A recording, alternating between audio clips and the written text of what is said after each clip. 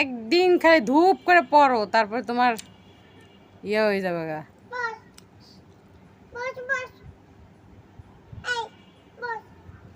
বসো, আসো, তুমি বসো।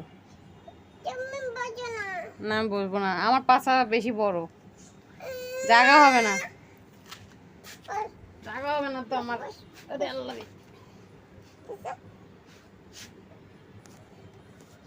তুমি কে আমার? আমি কে তোমার? ও এটা কে তোমার?